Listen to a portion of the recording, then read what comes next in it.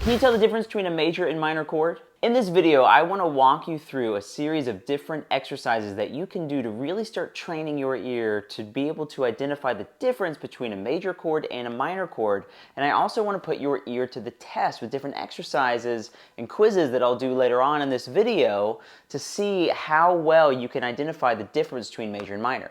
Hi, my name is Dylan Andrews with eartrainingforguitar.com, and you want to be able to identify major and minor chords because it makes transcribing music a lot easier. So what most people think when you have a good ear is that you can just listen to music and you automatically know what chords are happening. And when you get to a really high level, this happens a lot, but still not all the time. So the majority of the time, what you need to do, especially in the beginning, is become like a musical detective. You're looking for clues in the music to give you the answer of what's going on. And one great way to start doing this is by listening out for major and minor chords. And a major key has a total of 3 major chords and 3 minor chords. The first, fourth, and fifth chord of a major key is going to be major, and the second, third, and sixth is going to be minor. So if I'm in the key of C major, I've got a C major, that's the first chord. Then the second chord is a D minor. The third chord is an E minor. The fourth is an F major. Then we have a G major for the fifth. And then the sixth is a minor, A minor. Now there is a seventh chord in keys, in major keys, it's a diminish. But those are more rare, so we're not going to worry about those in this video. So if you're trying to transcribe a chord progression, you're not sure what's going on, just listen to the first chord and ask yourself if it's major or minor. Because if it's major, then it has to either be a 1, 4, or 5. If it's minor, it has to be a 2, 3, or 6. It has to be one of those. So it really helps you narrow down the options and come to an educated guess on what you're hearing. And the first exercise to start training your ear to hear the difference between major and minor is to simply just listen out and describe what you're hearing. So a good example of this is you could play any major chord you want to. For this example, I'm going to play a G major chord. And you're going to play it, and then you're going to try to describe how this feels. How does it sound? If you don't have any descriptions for what you're hearing, it's going to be a lot harder to identify because you don't know what you're trying to identify. So a major chord, generally speaking, is bright, happy, uplifting, strong. And a minor chord is darker, sadder, more somber, maybe more serious. You can really hear the difference if I do a G major chord and then I go to a G minor. You can kind of hear how like the air deflates out of the chord. It gets darker. And then the opposite is true is if I start with a minor, like an E minor, and then I make it major, it like brightens up, right? It starts rising. So you want to listen out for this. Is it dark? Is it light? And that'll go a long way to helping you identify is it major or minor. The second exercise that you can do is sing the roots of a chord progression and try to imagine how the chord is going to sound. So what you're going to do is you're going to pick a chord progression. It's going to be 4 chords. 2 of them will be major, 2 of them will be minor. I'm going to do this in the key of C major.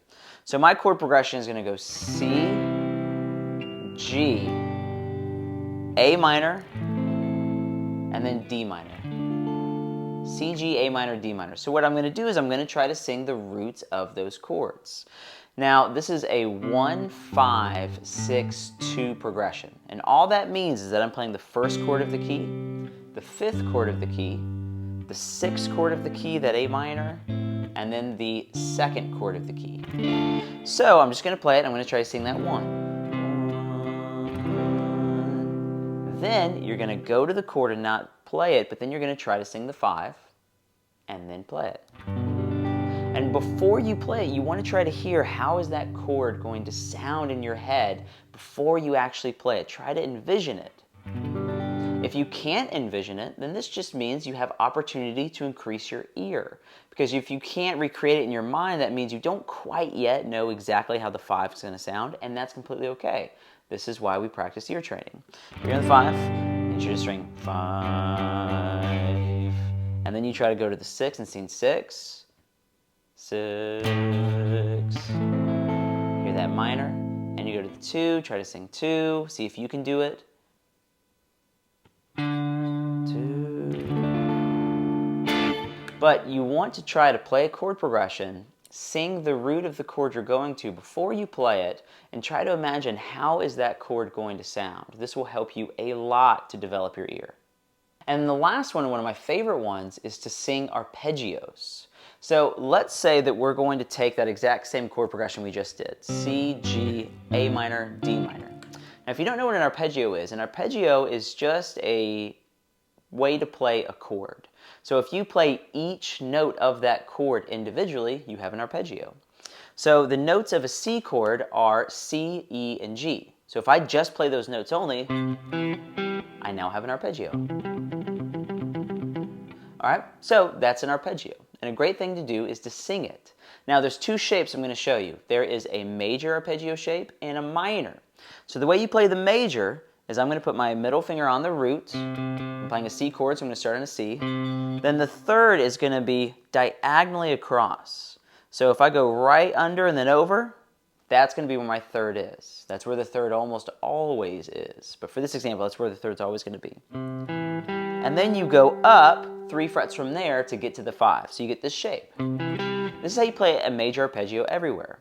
Now, if I want to play the arpeggiated G chord, I'm just going to go to a G note and do the same shape. All right, so that's how you do the major.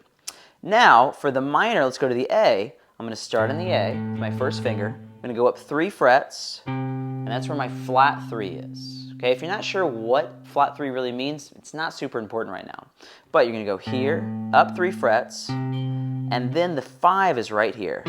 So if I go right under and then up 2, that's my 5. So I have my major shape, my minor shape. And I'm just going to put that on the starting note of the chords I want to play.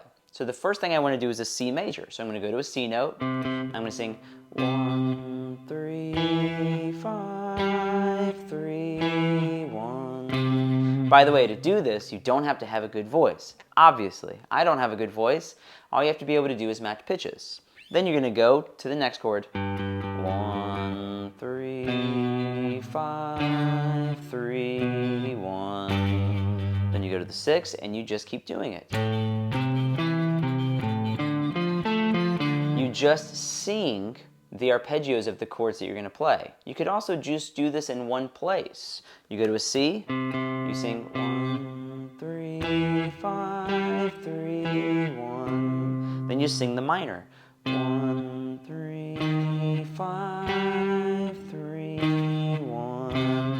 And that will really start to develop your ear, not only on being able to hear major and minor chords, but being able to identify melodies, chord progressions. These exercises will do so much more than just train you and be able to identify major and minor. Now let's put your ear to the test. I am going to play one chord for you, and you are just going to have to guess if it's major or minor. So you're just going to hear one chord and guess if it's major or minor. We're going to do a bunch of these exercises. So here is your first example.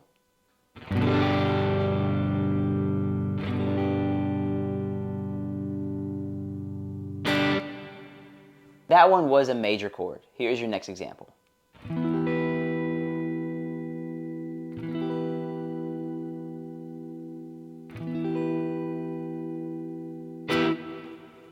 That was a minor. Here is the next example to listen to.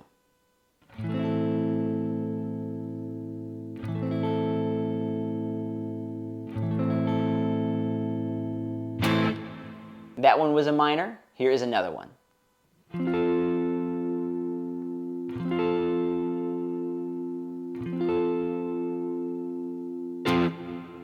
And that one was a major. Here's the final example.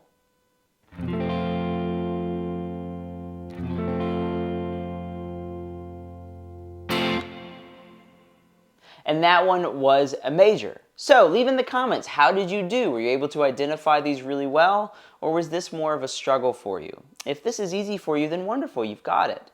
If this is more difficult for you to do, then just keep doing the exercises and you will get it. But let's go through one more example. So what I'm going to do now is play 2 chords. And you just have to guess not what chords I'm playing, but is which chord, major or minor. Here's your first example.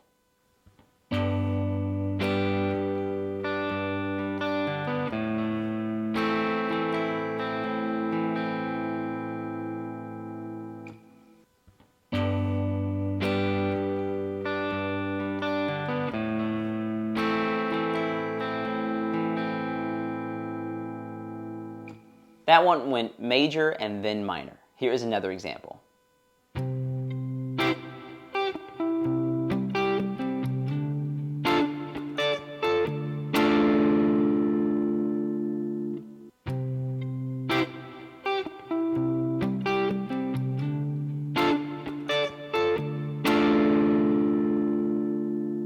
That one went major to minor as well. Here is the next one.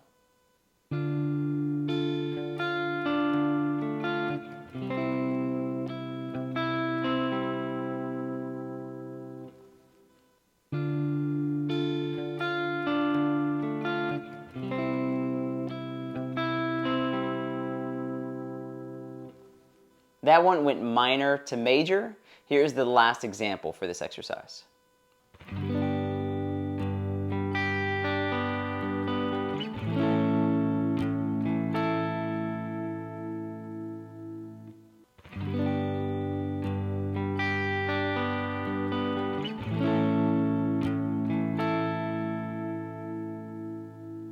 And that one went from major to major.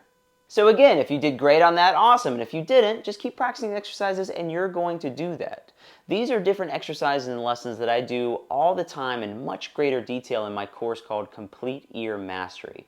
This is an online ear training course that I developed from a guitar player's perspective for other guitar players. So if you want to check that out and get more information, the link is in the description below. But if you got a lot out of this video, please like and subscribe, and I will see you at the next lesson.